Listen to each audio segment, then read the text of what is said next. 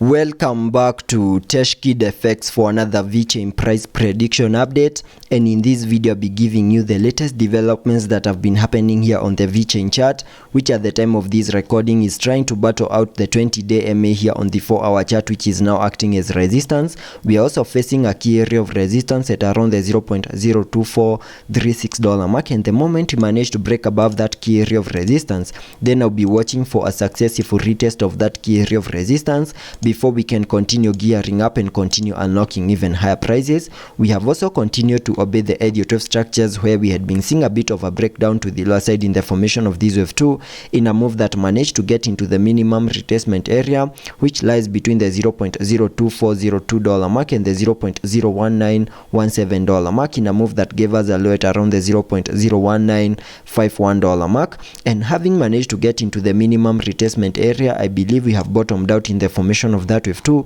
and whatever we are seeing at the moment is the start of an impulsive wave to the upside in the formation of this wave 3, and all this is playing out after we fully peaked in the formation of this wave 1, where we even saw a 5-wave structure in formation within the formation of that wave 1 because of its impulsive nature, having the wave 5 giving us a peak at around the $0.3298 mark, and also completing the formation of that larger Elliott wave count 1 to the upper side. And before I get further into the technical analysis to give you the short-term scenarios and also sketch out my target areas to the upper side in the formation of that wave 3, first give this video a thumbs up, subscribe to the channel, and also check out the channel membership, and allow me to first sketch out a target area to the upper side in the formation of this wave 3 by connecting the trend-based Fibonacci from the low of the first wave to the high of that wave 1, then dragging the Fibs to the low of the second wave, and that gives me a minimum target area to the upper side in the formation of that wave 3 at the Fib level 1.618, and that is at around the $0.04728 mark, and that is the minimum that I'm expecting that wave 3 to the upper side to do. And because of the impulsive nature in the formation of that wave 3, I'm also expecting to see a 5-wave structure in formation, having the wave 5 fully maximizing our target areas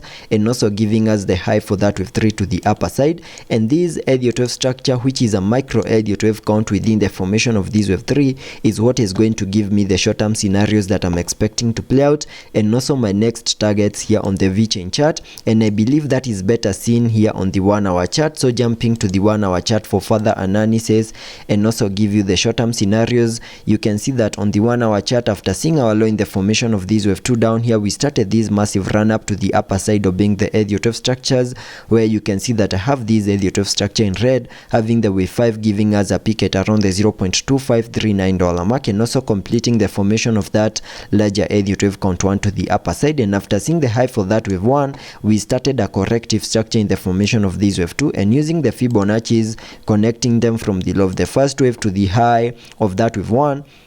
that gave me a minimum retracement area in the formation of this wave 2 between the Fib level 0.5 and the Fib level 0.618, which is a target area that lies between the $0.02238 mark and the $0.02168 mark, and we have fully maximized that target area, and there are high chances that we have now bottomed out in the formation of this wave 2, and whatever we are seeing at the moment is the start of an impulsive wave to the upside in the formation of this wave 3, and sketching out a target area to the upper side in the formation of that wave 3 by connecting the trend-based Fibonacci from the low of the first wave to the high of that wave 1, then dragging the Fibs to the low of the second wave. That now gives me a minimum target area to the upper side in the formation of that wave 3 at the Fib level 1.618, and that is at around the $0.03118 mark, and that is the minimum that I'm expecting that wave 3 to the upper side to do. And for that move to also play out, we need to continue holding above the 20-day MAs, both on the 1-hour chart and also on the 4-hour chart, and also see a break above